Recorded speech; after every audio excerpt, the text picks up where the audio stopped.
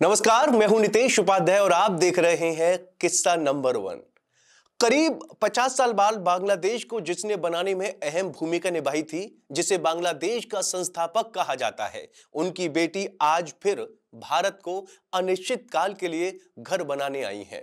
बीते साल बांग्लादेश में चले जन आंदोलन प्रदर्शन ने 300 लोगों की जिंदगी ले ली थी। वहीं 50 साल का इतिहास भी दोहराया।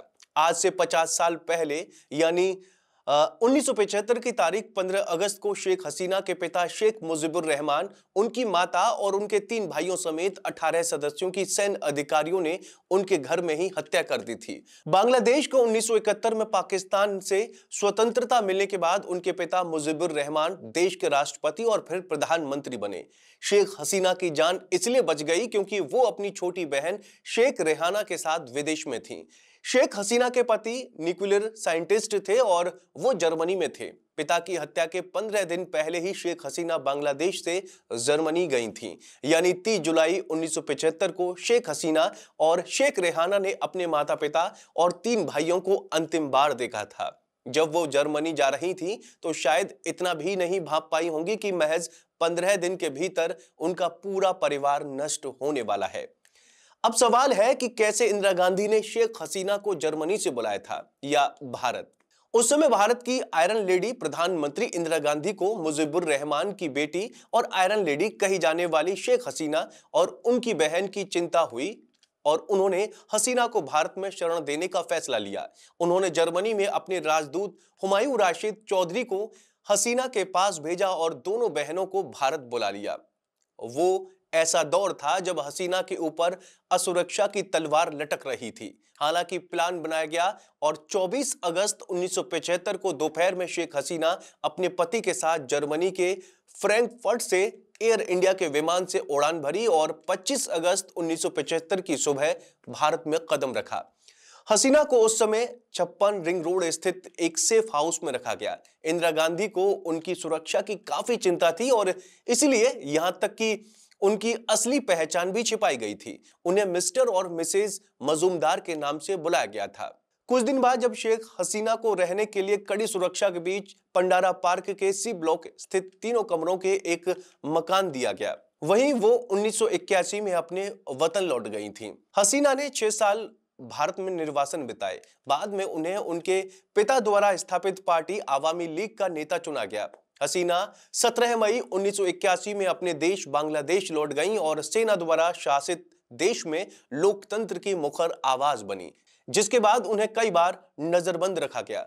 हसीना को एक समय सैन्य शासित बांग्लादेश को स्थिरता प्रदान करने के लिए जाना जाता है, लेकिन साथ ही उनके विरोधियों द्वारा उन्हें एक निरंकुश नेता बताकर उनकी आलोचना भी की जाती है। 56 साल की शेख हसीना सबसे लंबे समय तक शासन करने वाली दुनिया की कुछ चुनिंदा महिलाओं में से एक हैं। बांग्लादेश में 1991 के आम चुनाव में हसीना के नेतृत्व वाली आवामी लीग बहुमत हासिल करने में विफल रही। उनकी प्रतिद्वंदी बीएनपी की खालिदा जिया प्रधानमंत्री बनी। 5 साल बाद 1996 के आम चुनाव में हसीना प्रधानमंत्री चुनी गई। हसीना को 2001 के चुनाव में सत्ता से बाहर कर दिया गया था, लेकिन 2008 के चुनाव में वो भारी जीत के साथ सत्ता में लौट आई। तब से खालिदा जिया के नेतृत्व वाली बीपीएन मुश्किल में फंसी हुई है। वहीं 2004 में हसीना की हत्या की कोशिश की गई थी, जब उनकी रैली में एक ग्रेनेड विस्फोट हुआ था। हसीना ने 2009 में सत्ता में आने के तुरंत बाद 1971 के युद्ध अपराधों के मामलों की सुनवाई के लिए एक न्यायाधिकरण की स्थापना की। न्यायाधिकरण ने विपक्ष के कुछ वरिष्ठ नेताओं को दोषी ठहराया, जिसके कारण हिंसक विरोध प्रदर्शन हुए। इस्लामिक पार्टी और बीएनपी की प्रमुख सहयोगी जमात इस्लामी को 2013 में चुनाव में भाग लेने से प्रतिबंधित कर दिया गया।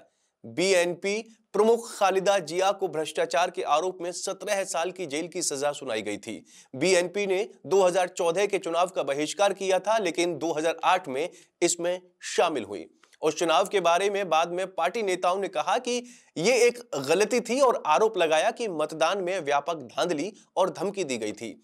हसीना ने पिछले 15 सालों में दुनिया की सबसे तेजी से बढ़ती अर्थव्यवस्थाओं में से एक का नेतृत्व किया और दक्षिण एशियाई राष्ट्र के जीवन स्तर में सुधार किया। शेख हसीना 2009 से सामरिक रूप से महत्वपूर्ण इस दक्षिण एशियाई देश की बागडोर संभाल रही थीं। उन्हें जनवरी में हुए 12वें आम चुनाव में लगातार चौथी बार प्रधानमंत्री चुना गया।